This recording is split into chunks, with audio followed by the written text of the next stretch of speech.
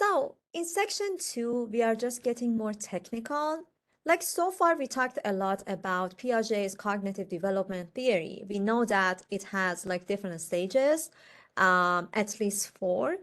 But here we actually trying to talk about, okay, what is a stage? What actually a stage mean?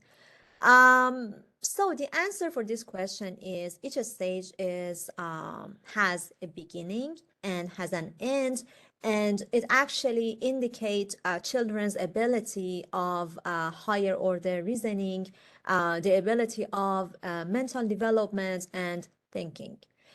Each stage has at least 3 different criteria. For example, it is just different qualitatively from the other one. It is just global and it is order invariant.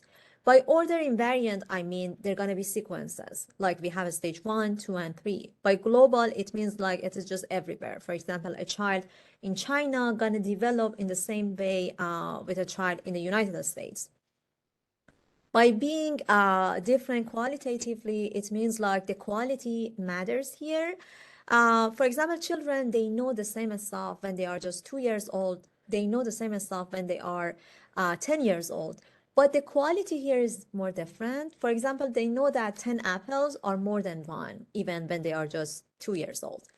But by age 10, they can actually count those apples. They can actually understand, okay, what does it mean like eating 2 apples means like having only 8. You know, they can just work better with numbers. They can just work better with navigation and that kind of stuff. So the quality and maturation is just different in each stage.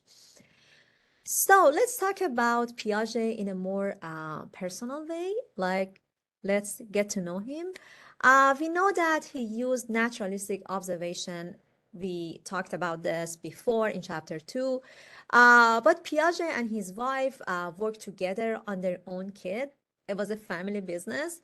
But they basically put different obstacles in front of their children, and they actually try to just hypothesize different criteria and different stages for their own children.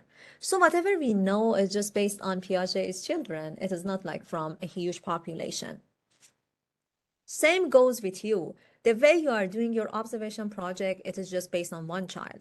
You're going to actually work with the same set of questions that Piaget already worked with their own children. And you're going to actually conclude your your own project based on the criteria that Piaget used. So you are also going to use naturalistic observation, and your sample might not be, your result might not be that much reliable because you are just working with one sample. So keep that in mind. Here you can see a better picture of each stage in Piaget's theory. You can see that, yes, we have sensory motor stage. It's going to be started from age 0 to 2. Then we have pre-operational stage, which is going to be started by age 2 to 7. So you definitely have these two in your as an option in your project, right? Then we have concrete operational stage 7 to 11. You have this one as well in your project. Then we have formal operational stage, which it's all about maturity. It's about being adults. So they have the ability of abstract thinking, right? We talked about this in chapter 1. So I know like I'm telling that like 10 times that we already talked about this, but here in this chapter, we're going to just talk about this more in detail.